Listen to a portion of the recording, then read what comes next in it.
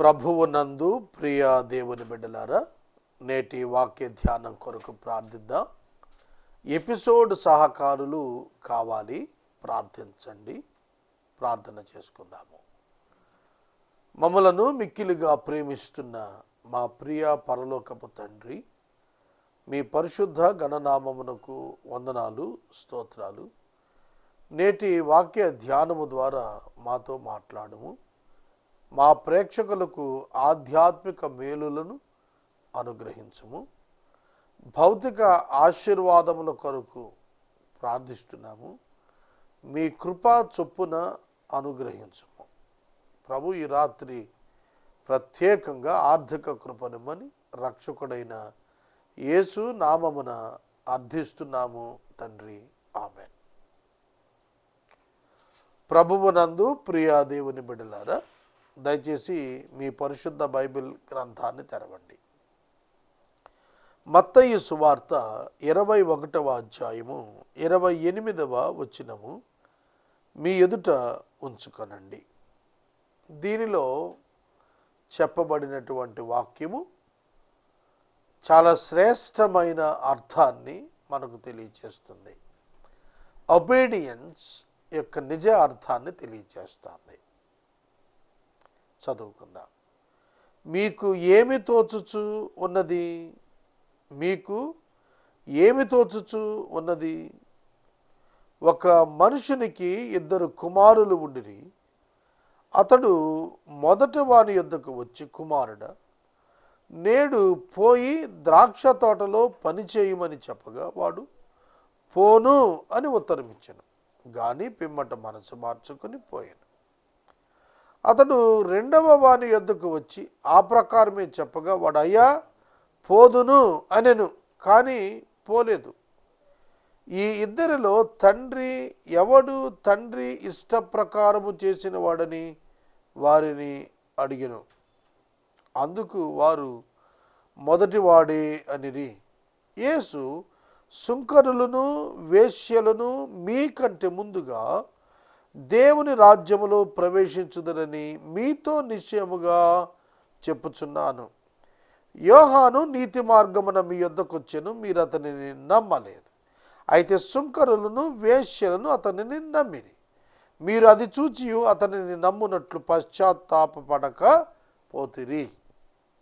ఇక్కడ 32వ వచనం వరకు నేను వాక్యాన్ని చదివాను. యేసుక్రీస్తు ప్రభువునకు మరియు ప్రధాన యాజకుడు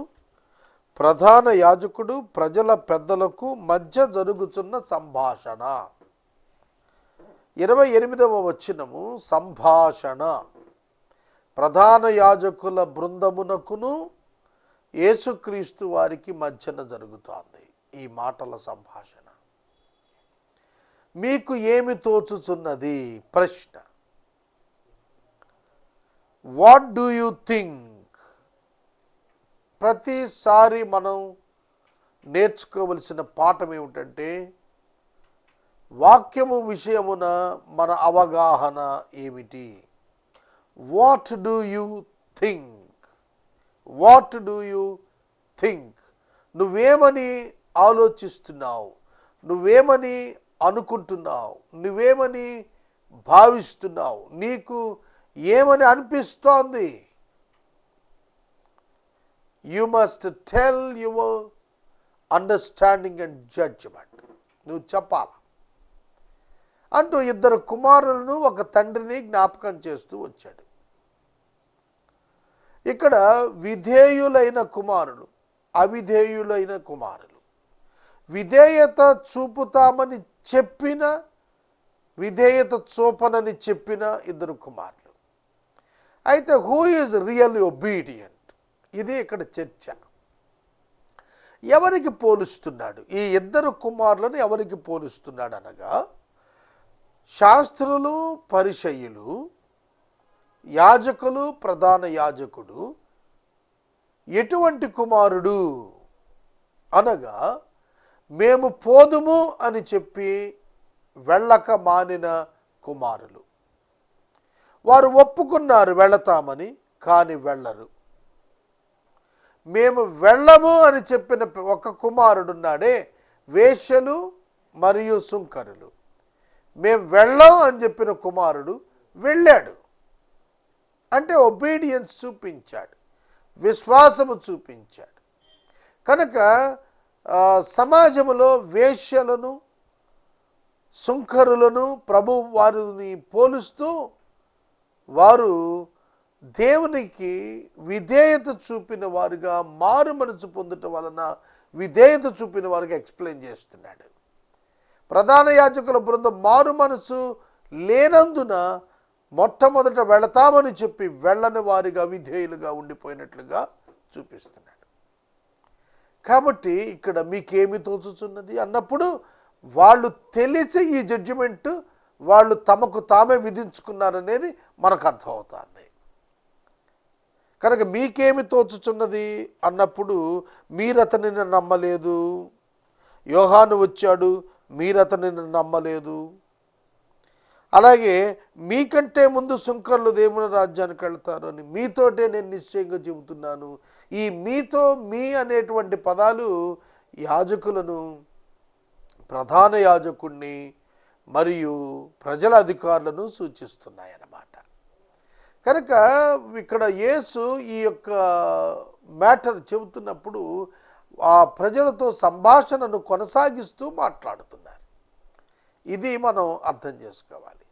చాలా సందర్భాల్లో మనం పరిశుద్ధ బైబిల్ గ్రంథాన్ని చదువుతాం, కానీ ఏ ప్యాసేజ్కి ఆ ప్యాసేజ్ చదువుకుంటాం, కానీ దాని యొక్క కనెక్షను అంతకు ముందటి ప్యాసేజ్లు ఎట్లుందో తరువాత ఇతర స్క్రిప్చర్స్లో ఎట్లా ఉందో ఎన్నడూ మనం ఆలోచన చేయటం లేదు. అందుకని వాక్యం సరిగా అర్థం కావట్లా.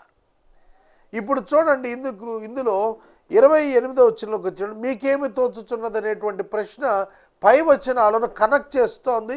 పై సంభాషణతో కూడినటువంటి సంభాషణగానే దీనిని మనం గుర్తెరగాల్సి ఉన్నది. పైన వచనాల్లో మనం చదివినది ఏమిటి? ప్రధాన యాజకులు, ప్రజల అధికారులు యేసు వద్దకు వచ్చి ఏ అధికారముతో ఇచ్చేస్తున్నావు అంటే వాడి ఉద్దేశం ఏంటంటే, మాకే అధికారం ఉంది, మేమే బోధించాలి, మాకే అధికారం ఉంది, మేమే మందిరములో ఉండాలి, మరి నువ్వెవరు అని అడుగుతారనమాట. కాబట్టి ఇక్కడ వేశ్యలు సుంకరులు how can they claim the kingdom of God? They can't. వాళ్ళు దేవుని రాజ్యాన్ని అడగలేరు. కానీ మత నాయకులు, యాజకులైన వారు మాత్రం దేవుని రాజ్యాన్ని అడుగుతారు.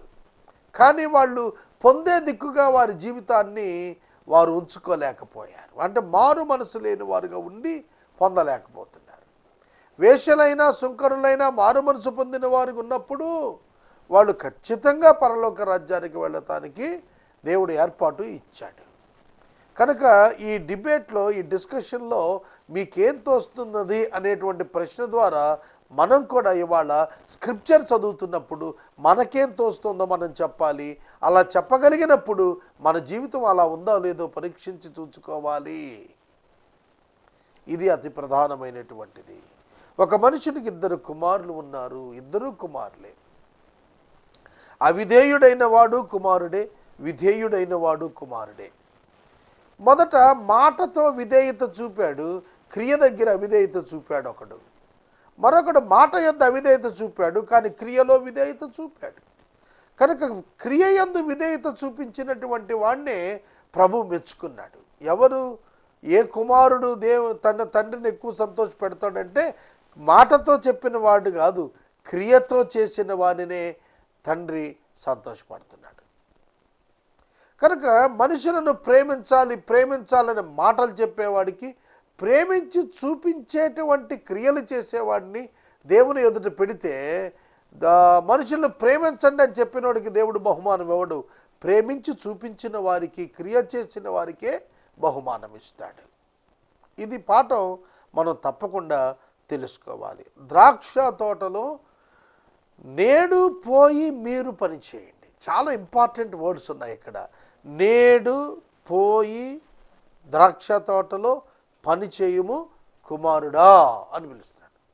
కుమారుడా అనేటువంటి పదము సంబంధాన్ని జ్ఞాపకం చేస్తోంది. పనివాడిని కుమారుడా అని పిలవడు. తన గర్భాన పుట్టిన వాడిని కుమారుడా అని పిలుస్తాడు ఏ తండ్రి అయినా. కనుక కుమారుడు అనే పదం ఇట్ ఈజ్ ఎస్టాబ్లిష్డ్ రిలేషన్షిప్ను జ్ఞాపకం చేస్తుంది, ఏర్పరచబడిన సంబంధాన్ని జ్ఞాపకం చేస్తుంది. ఇశ్రాయేలు జనాంగం దేవునితో సంబంధం కలిగే ఉన్నారు.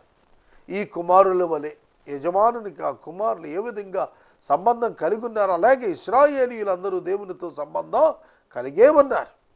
ఆయన ప్రజలు, మనము ఆయన ప్రజలము, ఆయన మేపు గొర్రెలము అని 100వ సంకీర్తనలో కీర్తనాకారుడు రాశాడు ఇశ్రాయేలు జనాంగాన్ని గురించి. కాబట్టి దేవుని పిల్లలైనటువంటి వారు, దేవుని ప్రజలైనటువంటి వారు they are called as the sons of God. They are called as they were called to the sonship. వారు కుమారత్వం కలిగిన వారుగా పిలువబడుతున్నట్లుగా మనం చూస్తున్నాం. కుమారుడా అని పిలుస్తూ నేడు పోయి పొలములు పనిచేయమన్నాడు. నేడు పోయి ద్రాక్ష తోటలో పనిచేయము. దీనిలో చాలా అర్థం ఉందండి. నేడు అనేటువంటి తరం ఒక మాట ఒక తరాన్ని సూచిస్తుంది, ఒక యుగాన్ని సూచిస్తుంది. దేవుని యొక్క వాక్యము మనం ఆలోచిస్తున్నప్పుడు ఒక జనరేషన్, ఒక తరము ప్రజలకు ఆయన సేవ చేయుట కొరకు, పని చేయుట కొరకు పిలుపునిస్తున్నాడు. ఆ తరములో ఆ వ్యక్తులు పని చేయాల్సిన బాధ్యత వారికి అప్పగించినప్పుడు వారు పని చేయాల్సిందే. ద్రాక్ష తోట వ్యవసాయాన్ని సూచిస్తుంది, ద్రాక్ష తోట సంఘాన్ని సూచిస్తుంది. కుమారత్వము సంఘాన పనిచేయటాన్ని సూచిస్తుంది. కనుక దేవుని సేవ ప్రజల కొరకు చేయుట కొరకైన పిలుపు వచ్చినప్పుడు వెళతానని చెప్పి వెళ్ళనివాడు, వెళ్ళను అని చెప్పి వెళ్ళినవాడు, వీరిద్దరిలో ఎవరు శ్రేష్ఠుడు? వెళ్ళనని చెప్పినా వెళ్ళిన వాడే శ్రేష్ఠుడు. కనుక ఇక్కడ దేవుని కాన్సెప్ట్ ఏమిటంటే కుమారత్వము రెస్పాన్సిబిలిటీని సూచిస్తుంది, ఓనర్షిప్ను సూచిస్తుంది. కనుక దేవుని సంబంధులు దేవుని యొక్క పనిలో భాగస్థులైనప్పుడు they are more responsible because they are sons, not the servants. వారు కుమారులు, సేవకులు కాదు. సేవకుడు జీతానికి పాత్రుడు, కుమారుడు స్వాస్థ్యములో భాగమునకు పాత్రుడు. He is equally owner of the asset because he is the son. కనుక మన ఇంట్లో మనం పని చేయించుకుంటే పని వాళ్ళకి జీతాలు ఇస్తాం, కుమారుడికి కుమార్తెకు జీతం ఇస్తామా? ఇవ్వము కదా. కనుక మనము సేవకు